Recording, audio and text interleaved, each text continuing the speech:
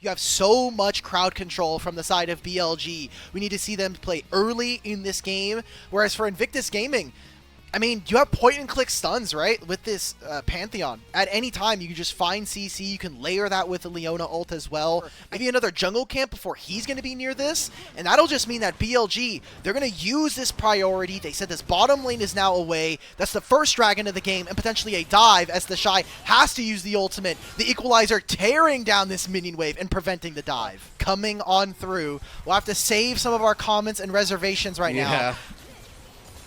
Making a play, but it's on. He has no ultimate. He's level 5. They're trading a lot, and that was so much invested.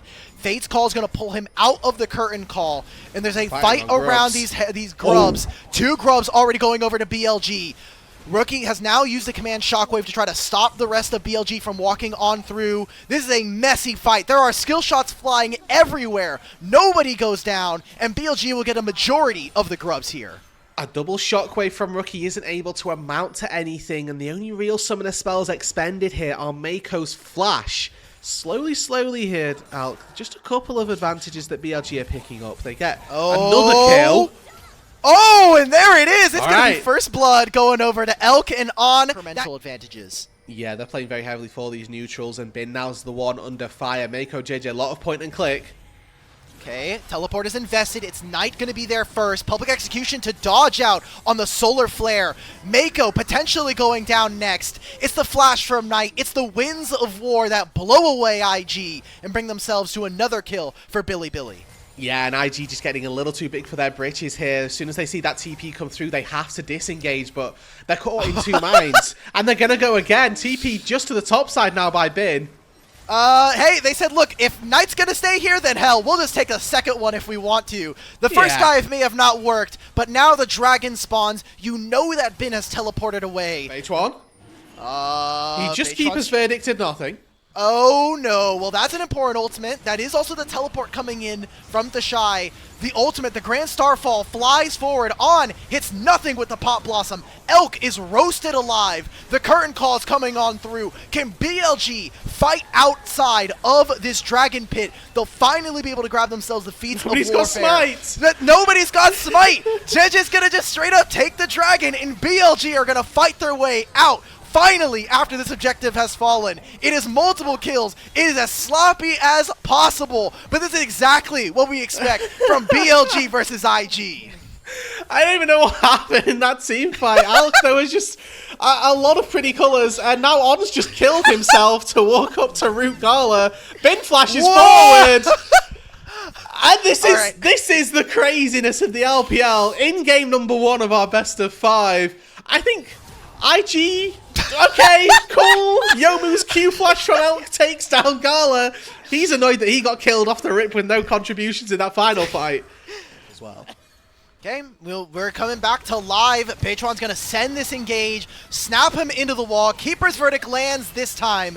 JJ is not going to be as lucky. Another kill goes over to Elk, and we have to imagine Mako is next to fall. 2 kills for free coming in for BLG as they grab themselves the Herald as well. Yeah, taking topside objectives up against the Poppy on blue side, not necessarily the easiest thing in the world, and IG find that one out the hard way as they lose their support and jungler for stepping into that Rift Herald pit. H1 on a pink ward, doesn't care, going to take this down quite nicely, and that's going to be a pretty big boost for BLG again. Now up to 3,500 gold is their advantage at the exact time that their composition is going to start spiking. Working now, and we're really starting to snowball the rest of this game. On's going to get a little bit of damage down, but they're going to turn this right back on to JJ. The entrance from Knight gets immediately countered by a shockwave from Rookie, but it is more members of IG falling. Rookie is going to be the last one to go, and they thought they were turning on to BLG. Well, guess what? BLG make a snap play. They take down Rookie. They also summon the Rift Herald. Everything is going Bilibili's way in this game number 1.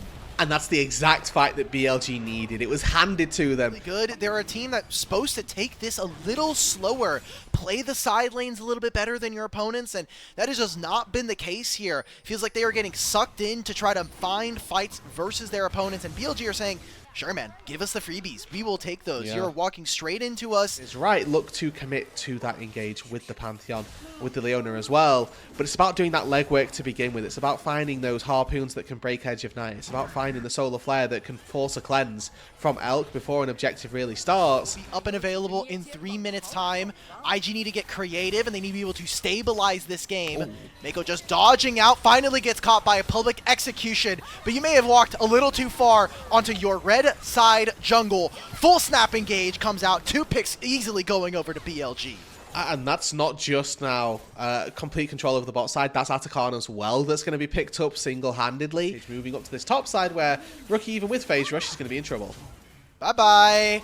All right, Tangle Barbs lands. He's trying to walk down. What are we doing, Rookie brother? We're getting spaced by On. Doesn't land it. No deadly flourish. On. Laugh at him. Spam the emotes on this guy to get raised. Yeah, a really good set of sidesteps here from Nico, just making sure that On's exactly where he needs to be, and more importantly, kind of flexing on Rookie, forcing the flash out of the Orianna is again incredibly important, and this is why I was sort of speaking about the weakness of the Orianna at the moment, right? This is Seraph's being finished, yes, great, but that's not a damage item. It's very much geared toward keeping you safe. The Void Staff coming through again, don't get me wrong. A great item, but it's still not even finished. It's top jungle, 2 levels for the mid laners. Like, overall, having an 8-level lead across the team is an insane amount of value. That's another 4,000 gold worth of stats. 2 grubs on their side. Yeah, Batron is making the route of a century. Finds the engage right onto Mako. He's gone. Bin may have missed out on the public execution, but don't worry, we'll get a complete display of BLG smashing IG here in Game 1. No doubt. But this probably just ends up being game number 1 quite nicely and neatly, I would say, wrapped up by BLG. Their win condition was win around that 1 to 2 item marker, and now they've hit them 2 items across the board for all 4 topside carries, and off Rookie, who's I thought maybe a little too far forward. These tier 2 turrets are notoriously difficult to defend, so with the Keeper's Verdict sort of threatening, good to see that he holds on to it, because that shortens the cooldown significantly. Maybe have another look at this tier 3 turret and start to break open the base. Okay, oh, well, Bin, public execution misses again. A shockwave that lands onto him and deals absolutely no damage. Pop Blossom just to stop him. Fade's call to bring him back, and Beitron will find that kill. The Shy's knocked back to his base. You're going to have pure spectator tickets to watch your Nexus go down. Another kill here for BLG. The inhibitor soon to fall. BLG look like they can do no wrong. They can chase him under their Nexus turrets, and it is just child's play for them.